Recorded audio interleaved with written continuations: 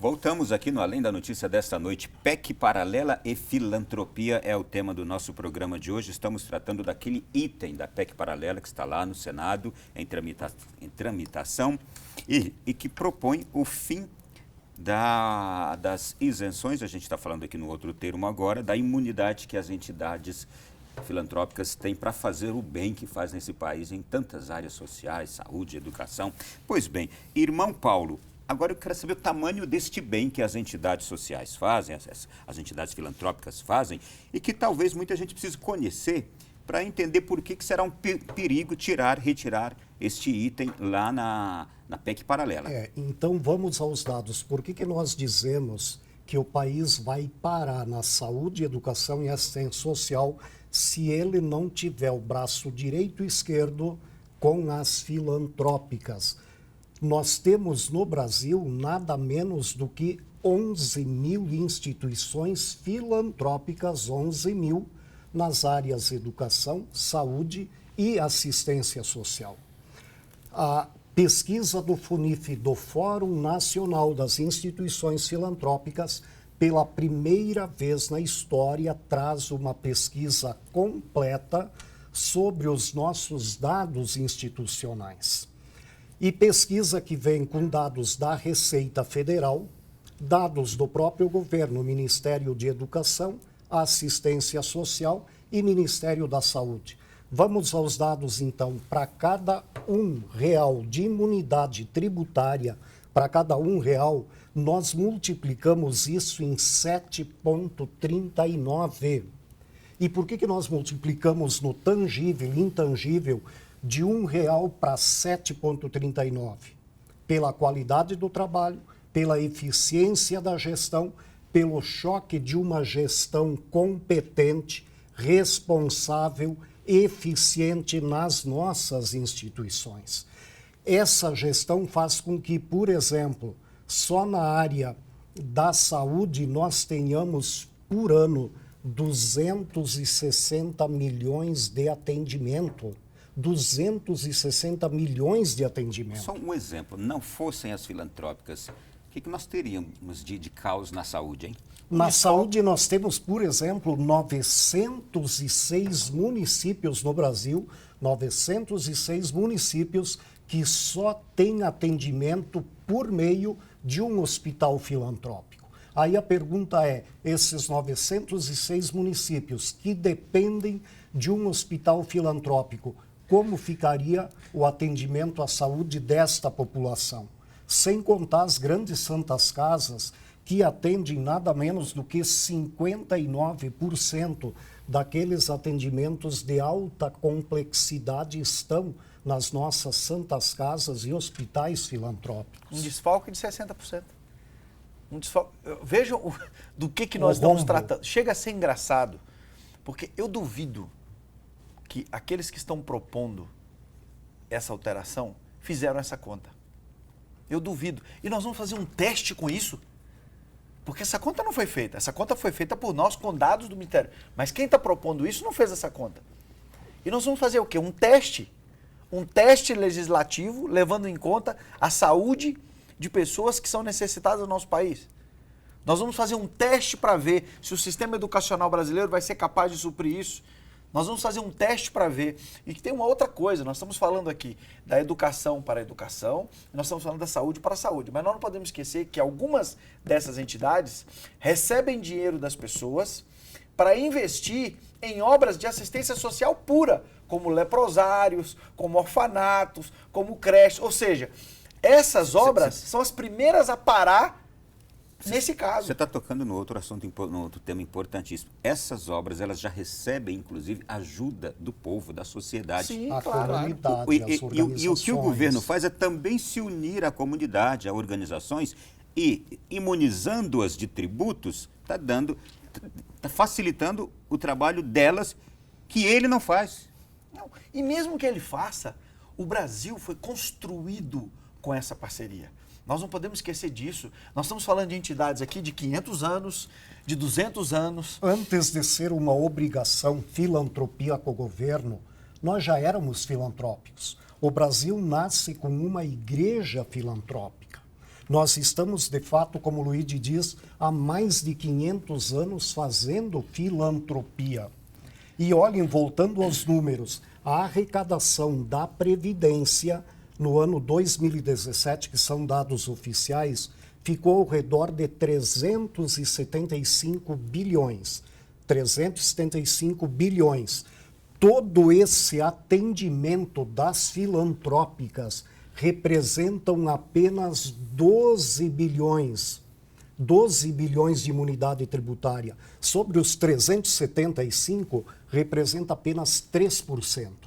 3%, 12 bilhões. Esses 12 bilhões, nós fazemos a multiplicação dos pães, porque pela qualidade do trabalho, esses 12 se multiplicam em 88 bilhões. Aí a conta é muito simples. O governo nos tira a filantropia, ele poderá botar na caixinha 12 bilhões. A pergunta é, com esses 12 bilhões, ele vai multiplicar em 88 bilhões para fazer aquilo que nós estamos fazendo? Como ele vai atender essa população com esse valor? Doutor Hugo, no caso das filantrópicas, o texto que está lá em discussão no Senado, ele prevê o fim da desoneração para, segundo este mesmo texto, instituições que oferecem pouca contrapartida à sociedade. Eu acho que eles desconhecem. Completamente. O desconhecimento, ele é patente quando você vai, por exemplo, no próprio texto da justificativa da redação, do que seria a nova redação do parágrafo 7º do artigo 195 da Constituição. Eu queria só destacar dois pequenos extratos disso. Fala lá, porque temos que acabar temos que acabar com os privilégios das entidades de elite para a elite. Bem, primeiro, não é a elite que se beneficia da filantropia. A elite, ela pode ajudar a financiar o atendimento ao menos favorecido. Se a entidade ela tem alunos ricos, é justamente em razão disso que ela consegue gerar caixa para poder fazer frente ao atendimento ao que mais precisa. Então, isso é uma falácia, é de um desconhecimento atroz da própria lógica da atividade beneficente. E, doutor, o senhor me permite só um item do que o senhor está falando? O que o doutor está dizendo está na lei, só que na lei diz que é 1,5 salário mínimo. Como é que isso é de elite para elite, se a lei diz isso?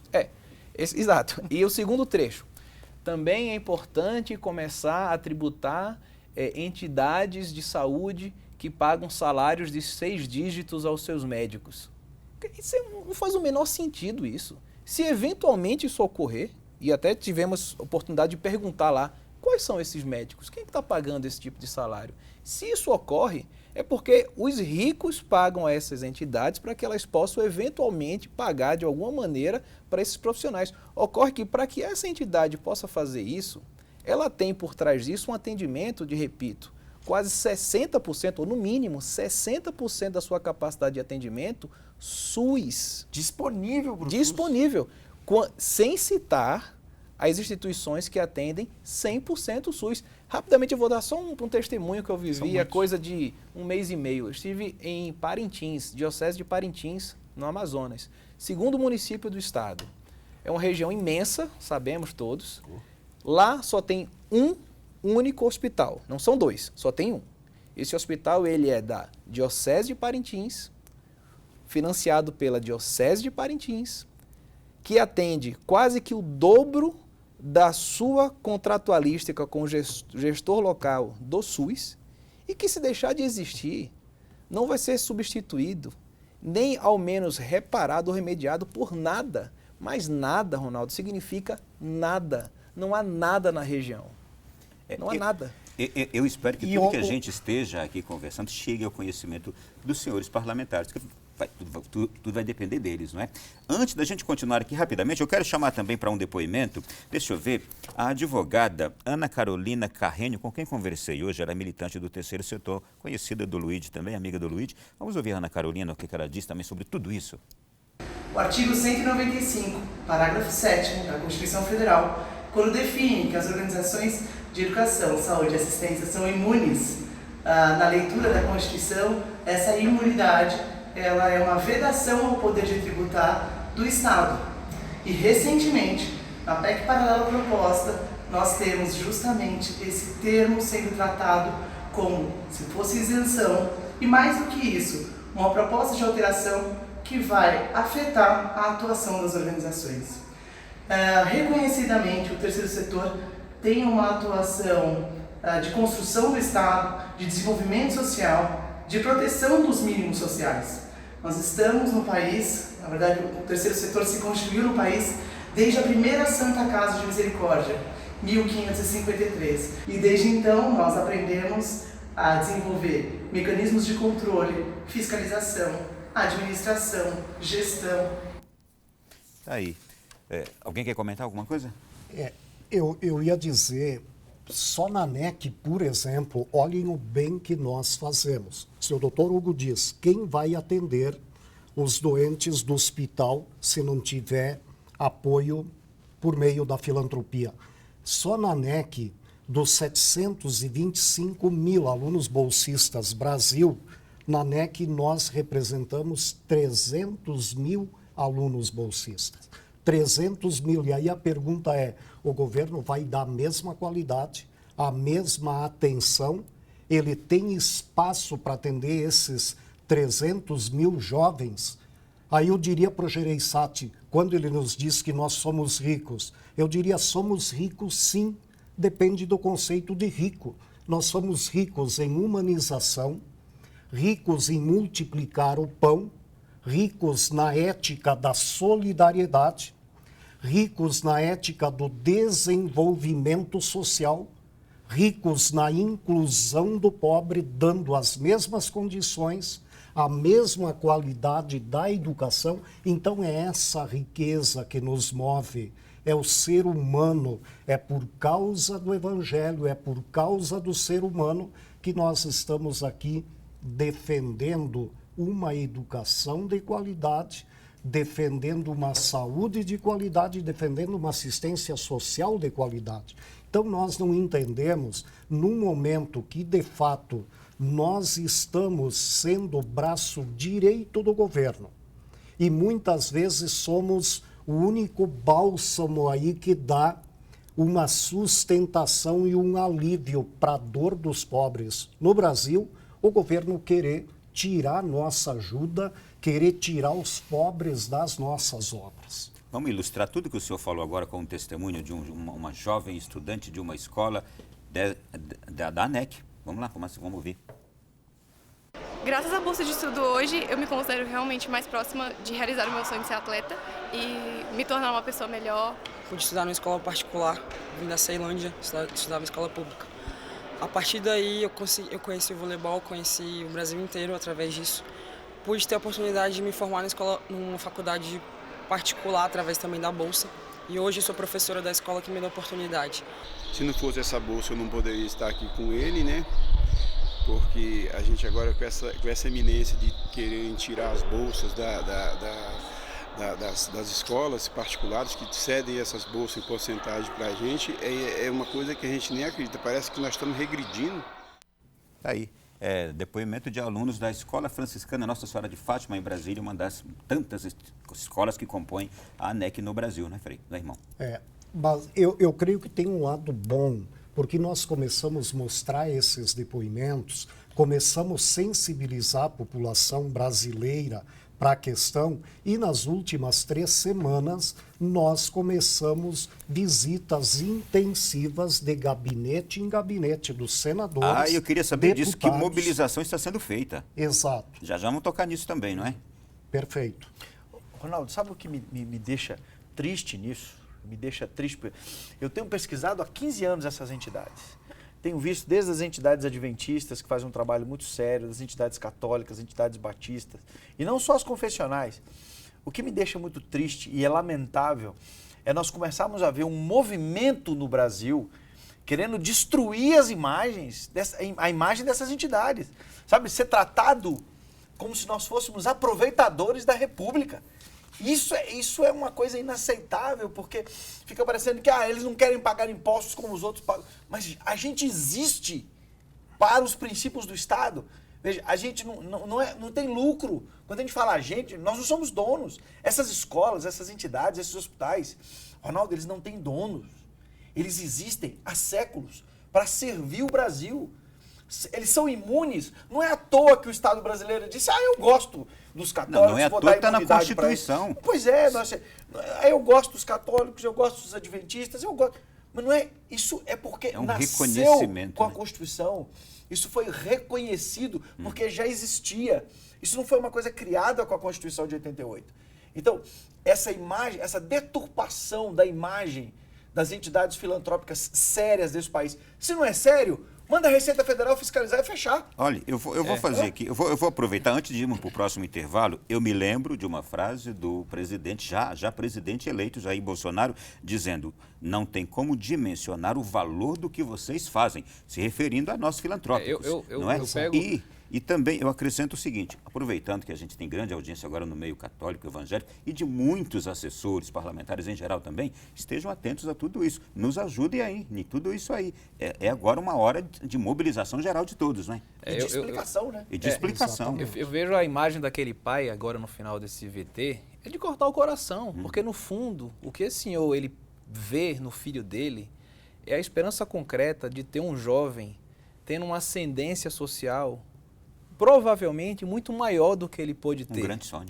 E sem capacidade de fazê-lo, que não pela via da filantropia. É verdade. Quer dizer, isso é capaz de destruir o lar. Isso aqui não é um discurso piegas, não. Isso é verdade.